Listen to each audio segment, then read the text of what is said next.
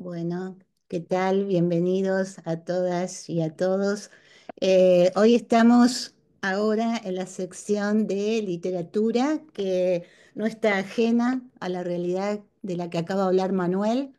Estamos viendo el avance feroz de una derecha fascista que, bajo mi opinión, y esto es discutible, no hubiera pasado si no hubieran visto las bases del patriarcado por el avance de las mujeres y los derechos de las voces disidentes avanzar hacia un futuro de dignidad que quisieron y están queriendo sesgar por todos los medios. Así que en ese contexto yo le doy la bienvenida a Juana Ramos, una poeta, la voz de una mujer disidente de El Salvador. Ella es también migrante. A los 20 años no sé, Juana, si digo exiliar o emigró. Vos me Em- corregís cómo tendría Emigré, que emigrar emigré. a los 20 años de El Salvador a Nueva York, porque Juana recalca mucho que no es todo Estados Unidos, sino especialmente Nueva York y Manhattan. Así que bueno, muy bienvenida Juana, muchísimas gracias por darnos tu presencia y por darle a este encuentro otra faceta de lo que es El Salvador, que es desde la voz de una mujer, el complemento, la defensa de la tierra, de la vida, muy alejado de la especulación y de los valores que nos está queriendo imponer la derecha en estos momentos.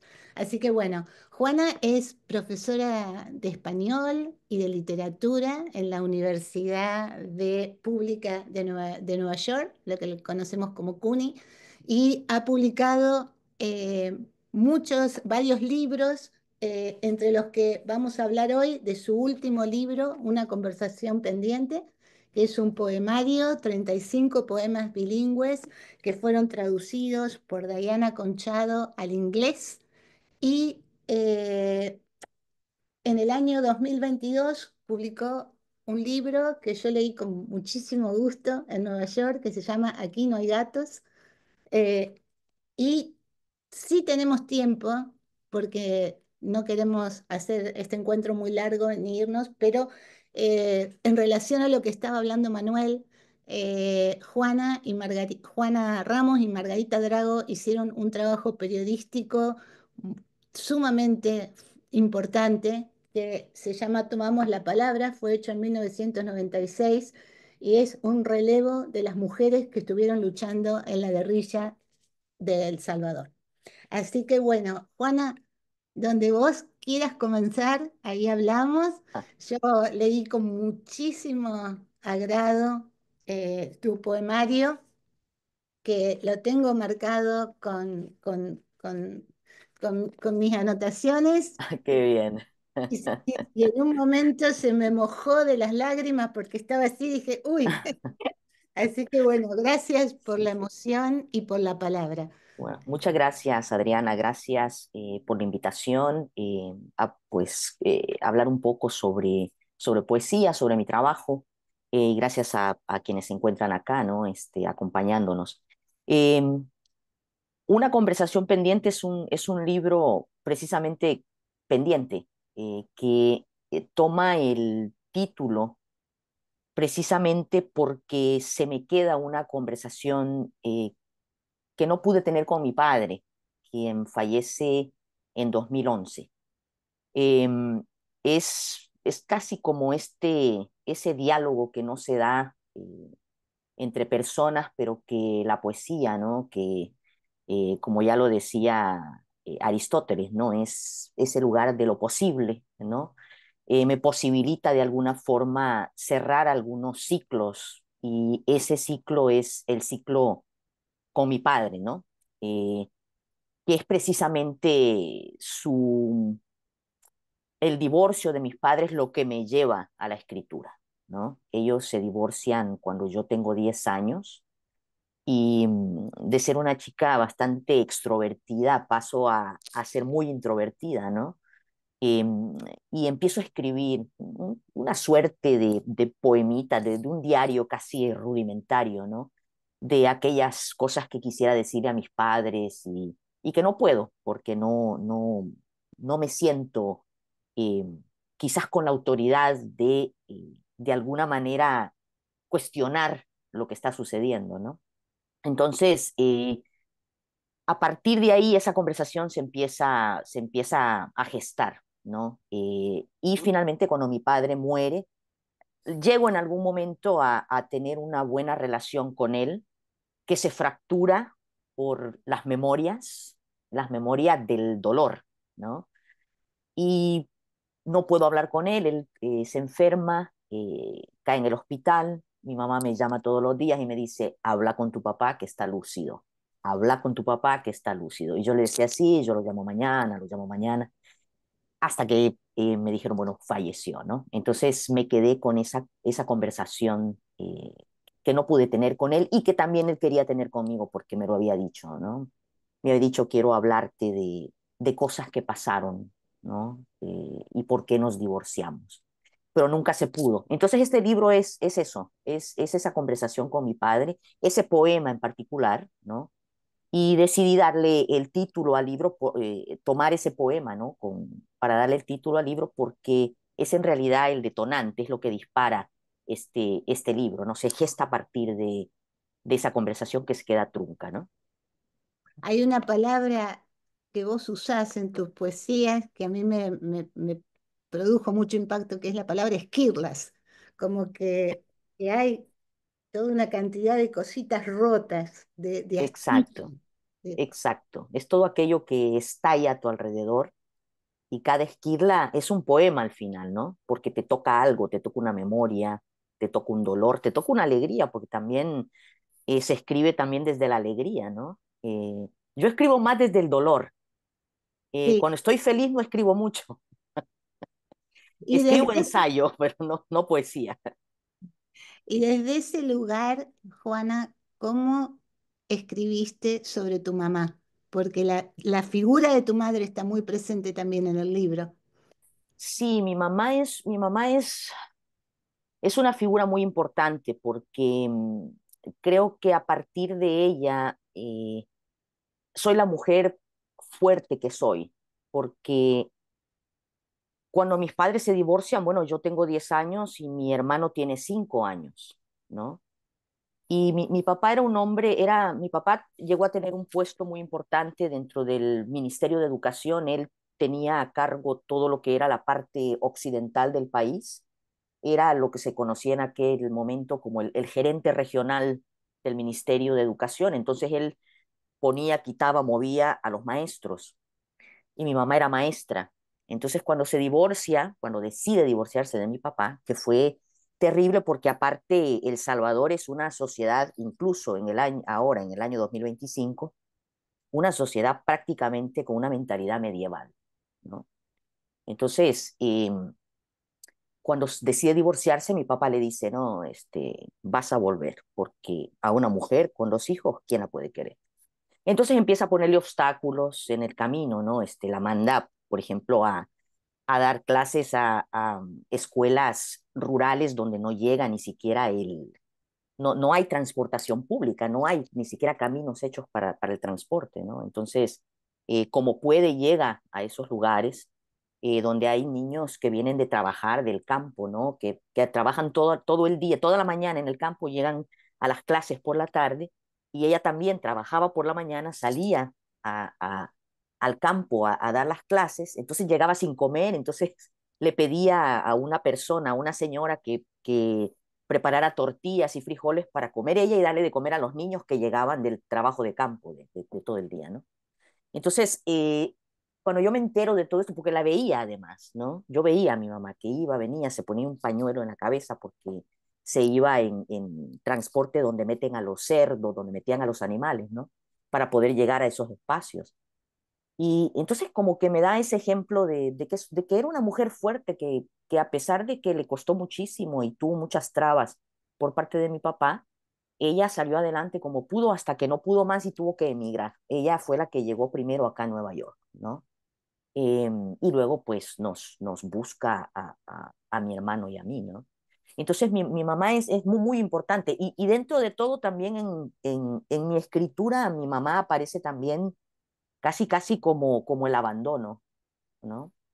Porque si bien desde lo racional uno entiende que era necesario que saliera del país para poder darnos una mejor vida, ¿no?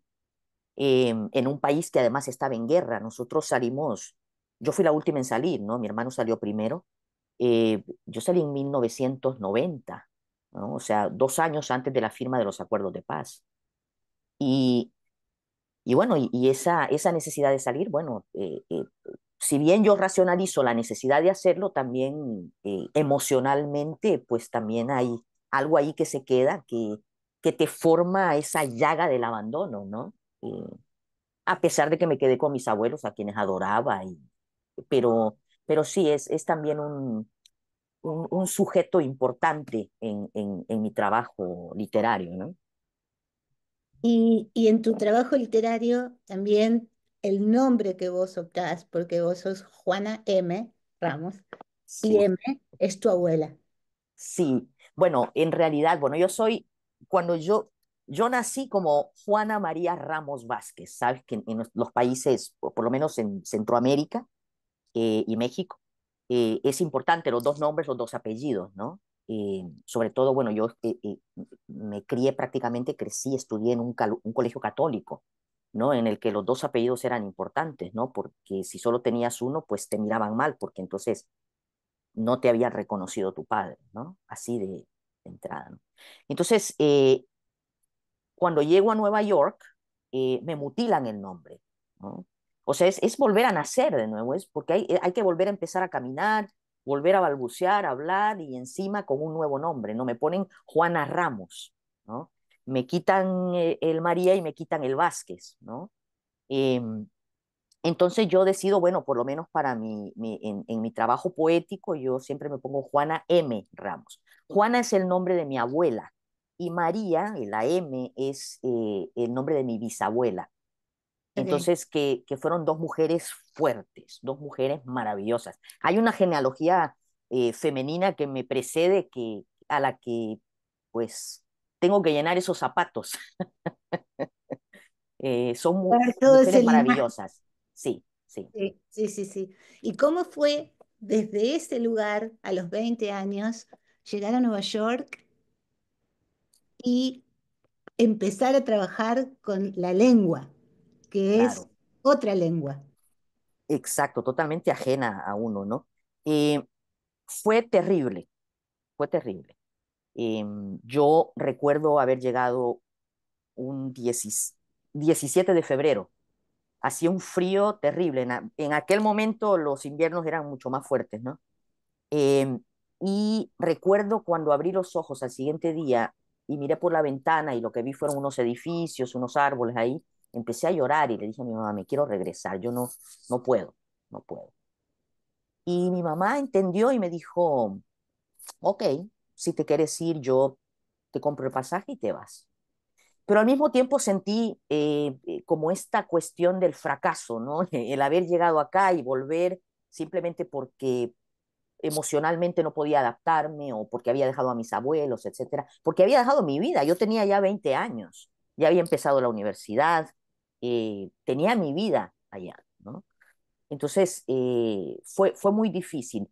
Luego empecé a estudiar inglés primero. Yo había estudiado inglés en El Salvador, pero de estas clases que te daba la profesora, que te decía cómo se dice mesa, cómo se dice hola, etcétera, ¿no? Estas así, todo muy suelto, ¿no? Sin contextualización, ¿no? Entonces, empecé a estudiar inglés, me costó mucho, yo lo leía y lo entendía, eso sí, pero hablarlo era lo que se me hacía mucho más difícil por el miedo a cometer un error, de que se burlaran, etcétera, etcétera, ¿no? Hasta que, bueno, me empecé a soltar, ¿no? Quizás a los 2 años de estar acá empecé ya a soltarme un poco más, eh, pero creo que no querría volver a pasar por eso, por esa adaptación a un nuevo lugar, o sea, yo venía de Santa Ana, nosotros siempre decimos, bueno, en El Salvador que Santa Ana es la capital del mundo, la sucursal del cielo, etcétera, etcétera, ¿no? Pero cuando la ves es prácticamente un pueblo, es un pueblo comparado con lo que es Nueva York, ¿no? Entonces, enfrentarme con la cantidad de gente, con la cantidad de acentos, con la cantidad de lenguas, ¿no? Esa multiculturalidad que tiene Nueva York, que es hermosa, además, ¿no? Pero muy chocante al principio. Aprender a tomar el subway, porque es lo primero, el subte lo tenés que tomar sí o sí, ¿no? Recuerdo que empecé a trabajar una semana después de llegar acá, o sea, fue bastante vertiginoso, diría. Eh, el, el, porque es como que te trasplantan, ¿no? Te sacan de tu tierra y te trasplantan a otra, ¿no? Y tenés que florecer, sea, como sea. Eh, es la lucha entre marchitarte o florecer, ¿no? Entonces, eh, me costó mucho, pero ya siento Nueva York, no Estados Unidos, como dijiste al principio, no Estados Unidos, pero sí Nueva York, como mi hogar.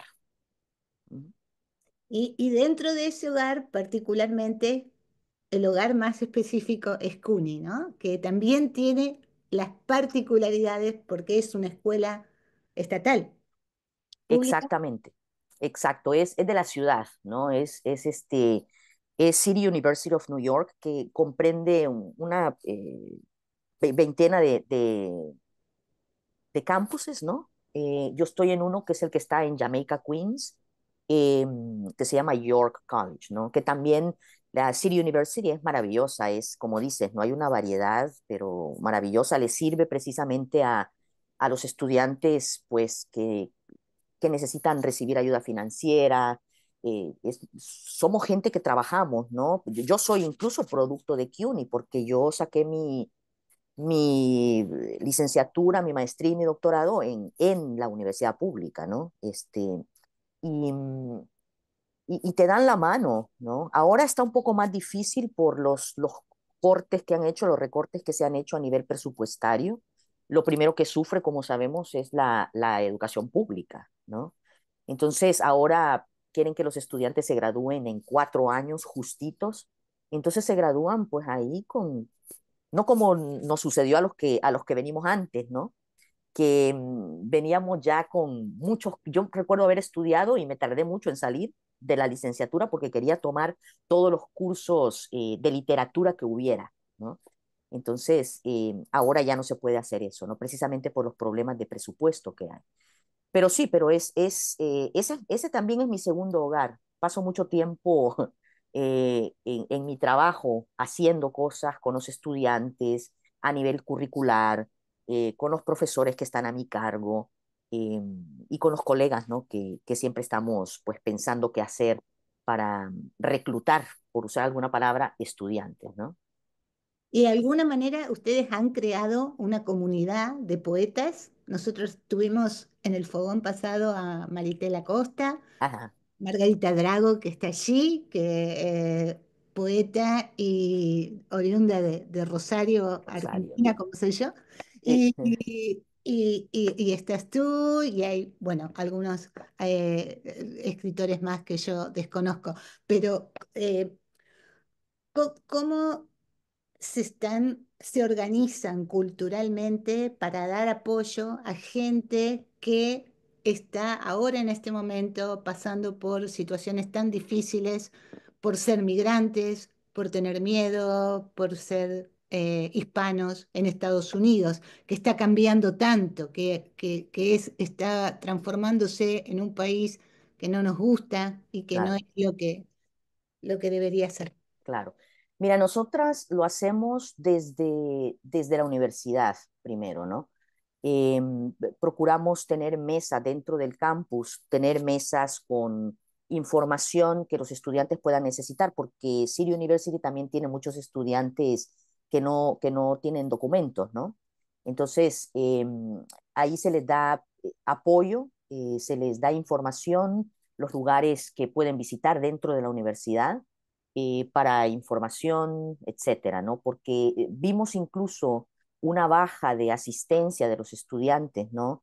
a partir de todo esto que ha venido sucediendo con ICE, con las redadas que se están haciendo. Claro, no han intentado entrar a la universidad pública, ¿no? Eh, pero sí se ha visto una baja de los estudiantes. Han dejado de asistir, ¿no? Solamente asisten a los cursos que son online, buscan mucho los cursos que se dan así online synchronous. Pero nosotras tratamos de asistir a manifestaciones también con la jefa de departamento, que es muy activa, que es parte de la unión también. Y sí, informar, porque creo que eso es lo que hace falta, ¿no? Hay mucha desinformación, hay mucho miedo. A veces el miedo pues no nos permite actuar, ¿no? Entonces, de alguna forma, pues hay que tener un poco la cabeza fría, idear qué necesitan los estudiantes, qué información darles, ¿no? Eso a nivel, digamos, dentro de lo que es la universidad. A nivel cultural, nosotras, dada la coyuntura política, ¿no? Y cultural que enfrentamos aquí en Estados Unidos, ¿no? Y que también alcanza a Nueva York, por más multicultural que sea Nueva York y por muy progre que sea Nueva York, la ciudad, ¿no? Em, También esta cuestión de la lengua, ¿no? El que se quiera ir erosionando el español, ¿no? Porque si bien, bueno, sabíamos que el inglés era la lengua de facto, ¿no? Pero a partir este decreto presidencial, ¿no? De hacer el inglés la lengua oficial, es un ataque a todas las demás lenguas, ¿no? Y en particular para nosotros el español, ¿no? Entonces lo que tratamos de hacer es organizar eventos culturales. Tenemos, por ejemplo, junto con Margarita, Palabra, Imagen, Escena, que es una serie que llevamos a cabo el tercer domingo de cada mes, con excepción de los meses del verano, ¿no? Con excepción de junio, julio y agosto. Y ya tenemos 3 años haciéndola. Entonces la hacemos en español. Siempre invitamos a artistas, ¿no? Escritores, poetas, narradores, cantantes, siempre de muchas nacionalidades latinoamericanas y que producen su trabajo aquí en Nueva York o en los Estados Unidos, porque si están de visita los invitamos, que producen su trabajo en español, ¿no? Entonces, porque es una manera quizás de resistencia, ¿no? De resistencia no porque estamos así, que nos están, no, sino de enfrentar, ¿no? De enfrentar lo que se está dando y de mantener, de mostrar también que tenemos una cultura maravillosa y que el hispano, porque generalmente se dice el hispano no le interesa lo cultural, el hispano no lee, etcétera, etcétera, y eso no es así. Entonces Ujú. es una manera también de abrir otros espacios, ¿no? Para las personas, para nuestros estudiantes, porque nuestros estudiantes también asisten a esta serie, ¿no? Y dentro de esos espacios, fuera de la universidad, ¿hay alguna radio pública, algún canal de televisión, algún lugar, algún medio donde ustedes tengan acceso para difundir la tarea que están haciendo o las obras que ustedes escriben? Sí, hay espacios importantes, ¿no? Que nos invitan a todos los escritores, ¿no? Que estamos acá en la ciudad. Por ejemplo, hay un programa de radio muy lindo de Janet Gallego y Margarita Mejía, que es Enamorarte New York. Ujú. Entonces ahí invitan a los escritores para que hablen sobre su trabajo. Hay podcasts también en los que nos invitan y no solamente de Nueva York, también de otros espacios, ¿no? Por ejemplo, a mí me ha tocado con personas, digamos, o escritores salvadoreños también, alguien de Texas que se comunicó conmigo, me dijo, mira, quiero entrevistarte. Hicimos una entrevista en su programa que se llama Bitextuales. Entonces, sí, siempre estamos difundiendo el trabajo, ya sea a través de la radio, a través pues, de esta maravilla que descubrimos a partir de la pandemia, ¿no? Que todos estos foros virtuales, ¿no? Y también en espacios físicos, ¿no? A donde nos desplazamos y presentamos nuestro trabajo. Y por supuesto los festivales, ¿no? Siempre nos invitan a festivales por Latinoamérica, aquí dentro de Estados Unidos, también por los otros lugares como Europa, ¿no? Entonces, por ahí vamos felices a mostrar lo que hacemos, ¿no? Y a llevar un poco esa realidad que se vive aquí en Nueva York también, ¿no? Que no todo es color de rosa, no todo es hermoso, ¿no? Exacto, sí, sí, sí. Sí, está Adriana Pacheco en Hablemos de Escritoras, que ella está en Texas y es Ok. un ambiente de difusión. Ujú. Y en este panorama literario donde la mujer en estos últimos 5 o 10 años ha tomado una resonancia muy importante, no queremos llamarle el boom, porque ya sabemos que no queremos usar la palabra boom, pero ¿cuáles son tus referentes? ¿Cuáles son eh, escritoras que te inspiren, que admires, que vayas leyendo, que influencien en tu poesía? Sí, bueno, me gusta mucho Alejandra Pizarnik, por ejemplo, Olga Orozco, Blanca Varela, y alguien que descubrí no hace mucho, bueno, sí, quizás un par de años, gracias a la escritora, a la poeta Claudia Erodier, la poeta salvadoreña Claudia Erodier, que es Irma Lanzas. Irma Lanzas, que fue parte de la generación comprometida Ujú, y creo que es hay otras mujeres, ¿no? Pero creo que es de la que se habla un poquitito más, ¿no? Entonces yo recuerdo que yo doy un curso de poesía centroamericana y a veces me enfoco en ciertas generaciones, entonces buscando sobre la generación comprometida, estudiando sobre eso, me dice Claudia Erodi, ¿has leído a Irma Lanzas? Y le digo, no, sé que fue parte de la generación comprometida, pero uno siempre cae en lo mismo, ¿no? Roque Dalton, que es maravilloso, pero que ya tiene bastante exposición internacional, ¿no? Entonces empecé a leer a Irma Lanzas y me dejó, me cambió totalmente el panorama, ¿no? Como una poesía mística, de alguna forma, ¿no? Mística desde los parámetros y desde la concepción de lo que es la mística tradicional, pero mística también desde la concepción del Raymond Panikkar, ¿no? El filósofo de Barcelona, ¿no? Que habla de una mística que está religada, ¿no? De una mística que está unida a través de la compasión, ¿no? Pero desde acá, desde la tierra, ¿no? Que como el sentir el dolor del otro hace que nosotros intentemos cambiar el mundo o sensibilizarlo. Y entre algunos foros está la poesía, ¿no? Entonces, la pensé a Irma Lanza pues desde esos cálculos, ¿no?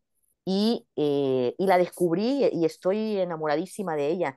Escribió, publicó solamente 2 libros que me costó, no sabes lo que me costó encontrarlos. Es más, el segundo libro ni siquiera lo tengo, me lo escanearon. La única persona existían solamente 2 ejemplares que habían quedado por ahí y una de esas personas me lo escaneó y me lo mandó, ¿no? Pero creo que sí, esas son, y muchas otras mujeres, ¿no? Pero esas son las que se me vienen ahora un poco a la cabeza, ¿no? Bueno, hoy ahora en este encuentro tenemos una escritora y poeta salvadoreña que la vamos a saludar, Carolina Rivera Escamilla. Sí, qué bello verte, Un gusto Carolina. enorme y agradecerle que esté en nuestro Zoom. Mm. Y ella justamente me pidió que por favor leyeras. Así Ok, que te vamos a pedir si por favor nos puedes hacer, es para cerrar el encuentro, ok. escuchándote. Saludos, saludos Juana. Perfecto. Muchas gracias, Carolina. Gracias por estar. Adelante, gracias. Bueno, voy a leer un poema que se titula La ciudad se ha inundado de paraguas, tomando en cuenta Bien, toda la coyuntura amamos nuestra política. poesía. Sí, bueno.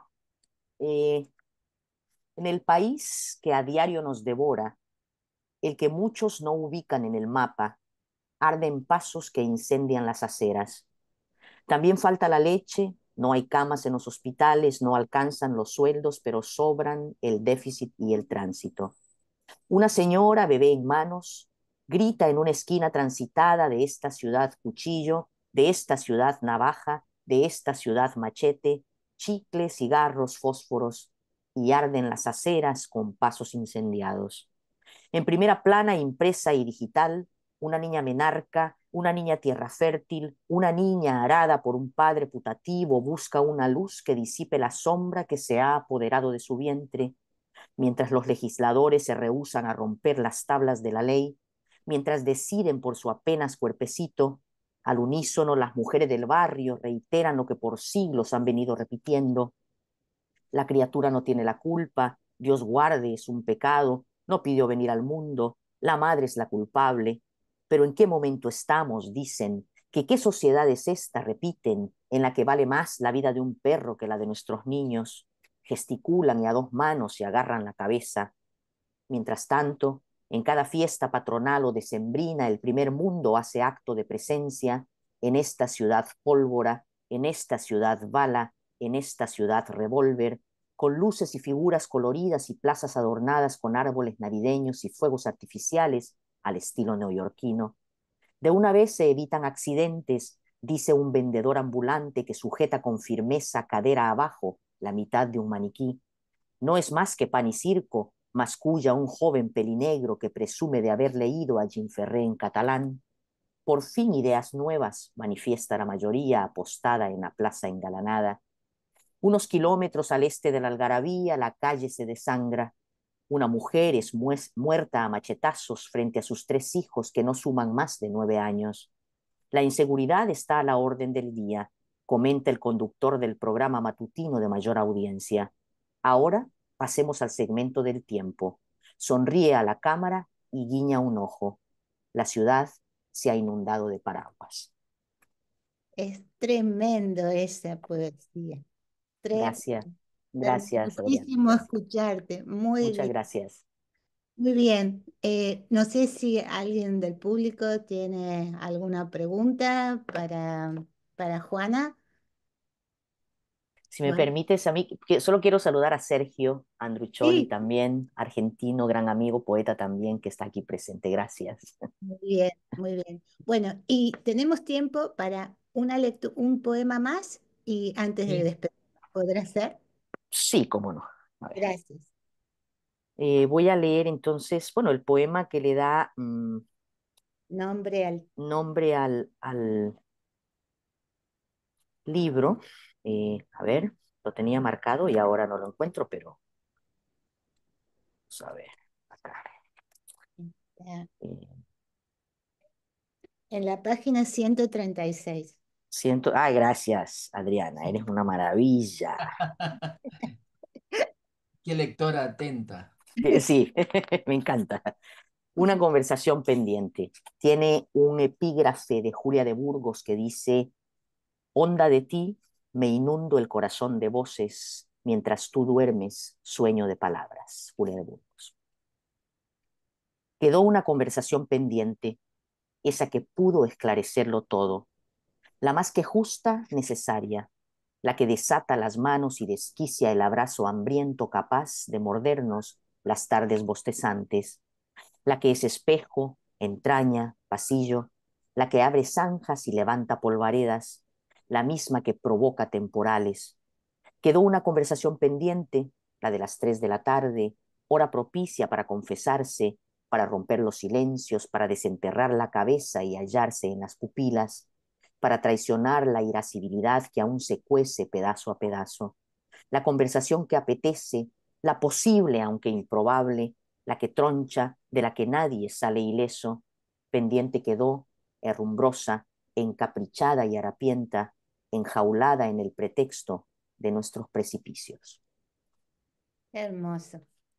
Una belleza. Gracias, muchas gracias. Adriana, Una belleza. Sí, ¿puedo preguntarle algo a Juana? sí, por supuesto, claro que Tiene- sí. No, quería preguntarle dos cosas. Primero, me estuve acordando de este libro que tengo acá en Canción a una A bala. una bala. Es dice Recuerdos de la Revolución Salvadoreña Okay. de Juan Bautista Echegaray. Mm, Em, Y bueno, él usa mucho la literatura, el arte, la belleza para contar la historia de mm, la revolución. Y quería preguntarte si crees que lo que estamos viendo en el mundo con el feminismo o los feminismos es mm. parte de una revolución, ¿no?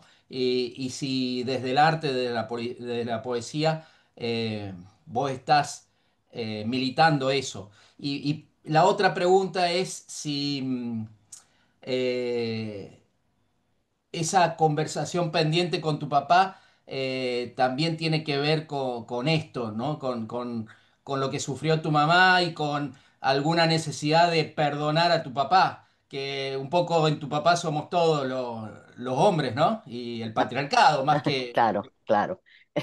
Bueno, para contestarte la primera pregunta, de alguna forma sí.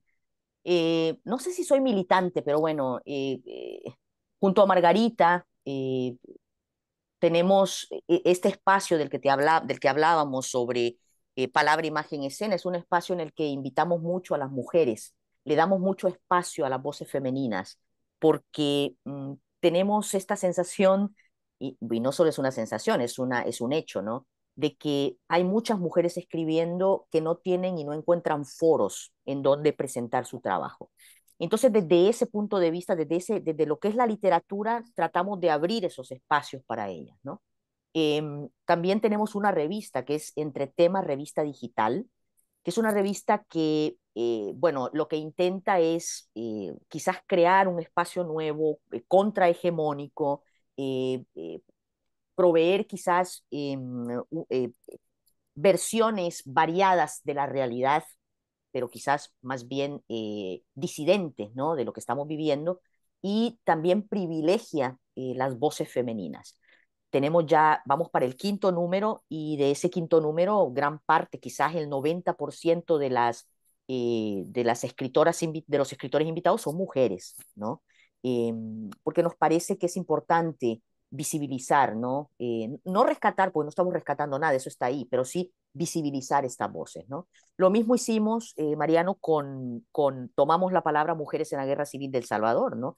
Porque considerábamos que lo que habíamos leído, lo que habíamos encontrado, lo que se decía venía siempre desde voces autorizadas, generalmente masculinas, y las que no eran masculinas y que eran mujeres habían sido comandantes. Hubo 2 o 3 comandantas, no, nada más, ¿no?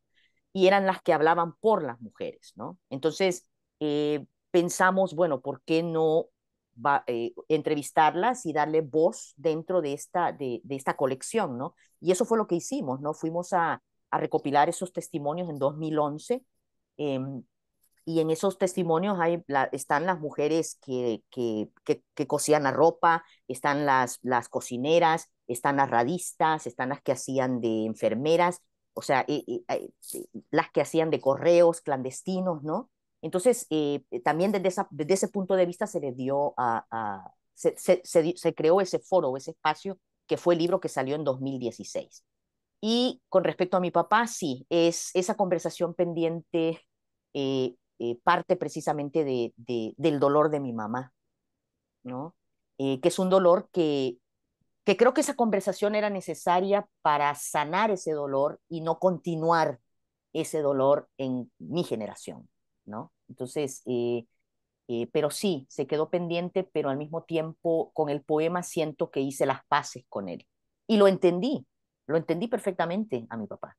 Es más, tengo un poema que se titula Heredera, y es precisamente, estoy diciendo, yo soy vos, yo soy mi papá. O sea, cuando yo me veo en el espejo y cuando veo quién soy, lo que hago, cómo me muevo por el mundo, incluso cómo amo, me doy cuenta de que soy mi papá, no soy mi mamá. Entonces, al hacer las paces con él, también hice las paces conmigo.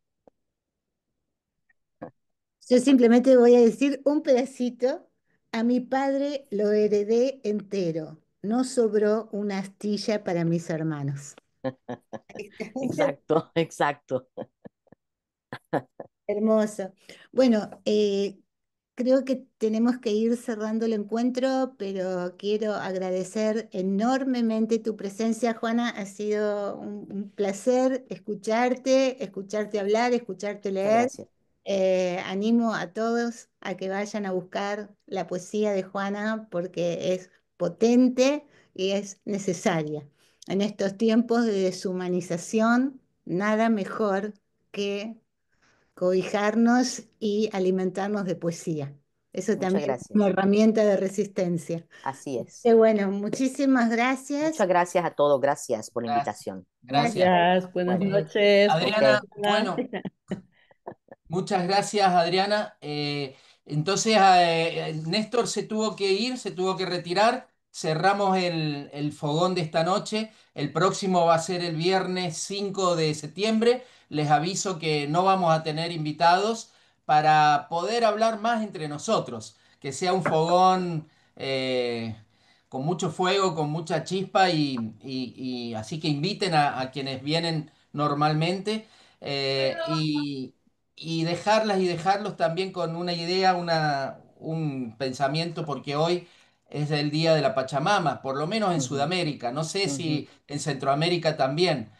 mm. El 1 de Creo que agosto no. No. es el Día de la Madre Tierra y bueno, es muy importante para nuestros pueblos originarios. Aquí tengo unas hojitas de coca, que es lo que le damos nosotros a la tierra, ¿no? Para agradecer principalmente y para que nos siga dando de comer. Muchas gracias, un abrazo para Gracias. todas y todos y Buenas hasta el próximo. noches, María, gracias. Abrazo. Hasta Entonces, luego. Acá, Chao. acá ya Buenas empezamos a noches. festejar, ¿eh? ¿Cómo?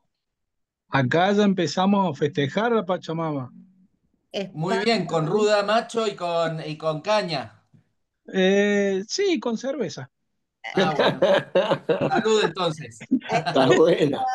Eso gracias. sí, Buenas le dimos, noches. le dimos de Hasta la beber primero a la próxima. tierra. Muy Hasta la bien. próxima. Chao.